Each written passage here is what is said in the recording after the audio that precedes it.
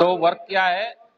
Work is defined as to be equal to the product of the force and displacement. Force और displacement का जो product होता है उसको वर्क कहते हैं। तो वर्क को हम W से दिखाएंगे, W। It is the product of force into displacement. तो ये वर्क है। वर्क क्या है? Work is the product of force and displacement. Displacement उस साइड में होना चाहिए जिस साइड में फोर्स लग रहा है, तो उसको कहेंगे पॉजिटिव। ठीक है, वर्क हुआ। और अगर फोर्स लग रहा है उसके अगेंस्ट में डिस्प्लेसमेंट हो रहा है, उसको कहेंगे नेगेटिव वर्क। जैसे अगर फोर्स लग रही है इस डायरेक्शन में, ठीक है, और डिस्प्लेसमेंट भी हो रहा है इस डायरेक्शन में, तो जो वर्क होगा वो होगा पॉजिटिव। अगर फोर्स लग रही है इस साइड और डिस्प्लेसमेंट हो रहा है इस साइड, तो वर्क होगा नेगेटिव। ये ध्यान रखना है। समझ में आ रहा है? वर्क क्या होता है? Force into displacement. फोर्स और डिस्प्लेसमेंट का जो प्रोडक्ट है उसको वर्क कहते हैं।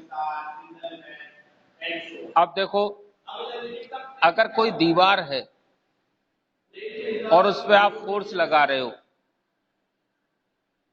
घंटों फोर्स लगाई, और अगर वो वॉल डिस्प्लेस नहीं हुई, तो भले ही आप कितना भी वर्क किया हो, कितना भी थक गए हो, आपका वर्क जीरो है।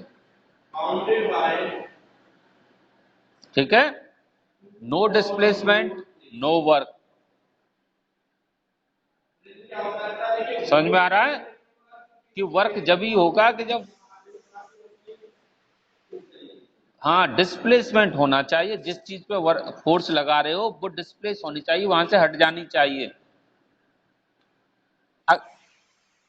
हाँ, पोजीशन चेंज हो जानी चाहिए ऑब्जेक्ट की। ऑब्जेक्ट की पोजीशन चेंज हो जानी चाहिए। अगर पोजीशन चेंज नहीं हुई है, अब देखो एग्जांपल, ये कोई पत्थर है, इस पे हम फोर्स लगा रहे हैं, ठीक है, और ये इस पॉइंट पर है, यहां पर रखा हुआ है, ये रेफरेंस पॉइंट है, और फोर्स लगाने के पास ये यही रहता है। तो वर्क क्या आएगा? फोर्स तो लगी, डिस्प्लेसमेंट क्या हुआ? जीरो। तो वर्क हो गया जीरो। जब वो चीज हटी ही नहीं तो वर्क जीरो हो गया। अब देखो, ये कोई मैदान है, रेफरेंस रेफरेंस पॉइंट यहां है। रेफरेंस पॉइंट माने जहां से हम मेजरमेंट शुरू कर रहे हैं। रेफरेंस पॉइंट क्या होता है? हाँ, जहां से मेजर शुरू करते हैं, मेजरमेंट शुरू करते हैं, यहां से हम कैलकुलेशन शुरू करते हैं, स्टार्टिंग पॉइंट। और अगर आपने यूं चक्कर लगाए और 100 चक्कर लगाए इस मैदान के, और फिर यहीं आकर के खड़े हो गए, तो आपका वर्क क्या कैलकुलेट किया जाएगा? जीरो, क्योंकि आप रेफरेंस पॉइंट पे ही हैं अब भी। चौकोर मैदान है, रेफरेंस पॉइंट यहां है, यहां से आप शुरू कर रहे हैं, खूब सुबह से शाम तक वॉक किया और फिर यहीं आकर के बैठ गए, तो वर्क आपका जीरो हो गया। ठीक है?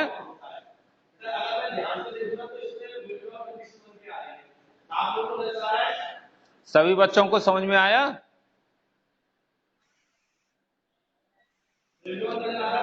आपके हाथ में 50 किलो का वेट है, देखो,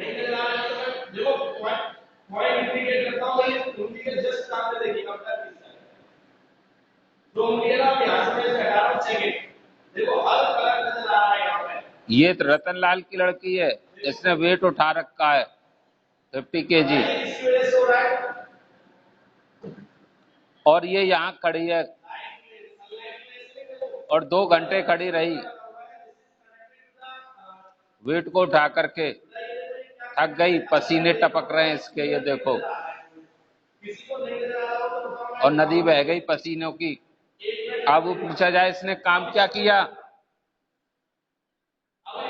कितना वर्क किया, 0, क्योंकि कोई डिस्प्लेसमेंट नहीं हुआ है, इसने उठा के खड़ी हुई है ये, और यहाँ मूवमेंट हुआ ही नहीं, रेफरेंस पॉइंट पर ही है, हाथ थक गए, पसीने टपक रहे हैं, ठीक है। अब पूछे ये तो क्या काम किया, 0 काम किया, कुछ काम नहीं किया। आप सुबह बिस्तर से उठे, ठीक है, ये आपका बिस्तर है, यहां से उठे, स्कूल गए, खूब मेहनत की और वापस आकर यहीं लेट गए।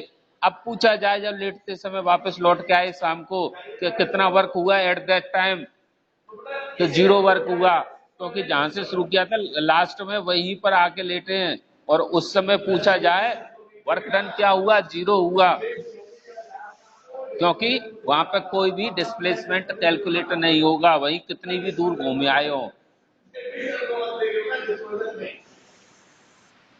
हैं? अब स्कूल में पूछा जाए तो वहां से यहां तक का आपका डिस्प्लेसमेंट कैलकुलेट कर दिया जाएगा। रेफरेंस पॉइंट से, हाँ, रेफरेंस पॉइंट से कितनी दूर है, जैसे यहां से शुरू किया यहां तक पहुंचे, तो ये डिस्प्लेसमेंट हुआ, तो यह डिस्प्लेसमेंट अगर 10 मीटर हुआ और इसमें फोर्स का कैलकुलेट कर दिया जाए, जो भी फोर्स लगी है तो वर्क आ जाएगा, ठीक है।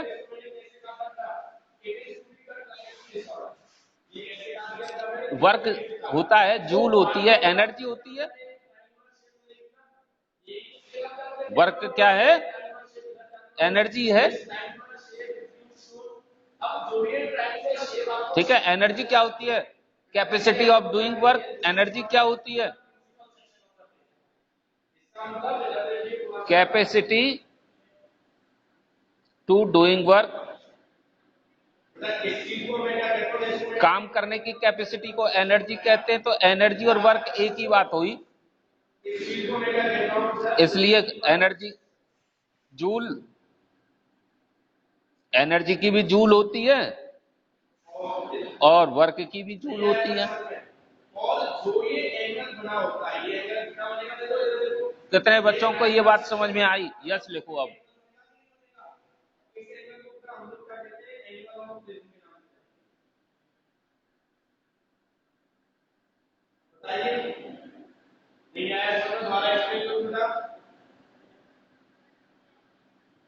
क्या चीज बताइए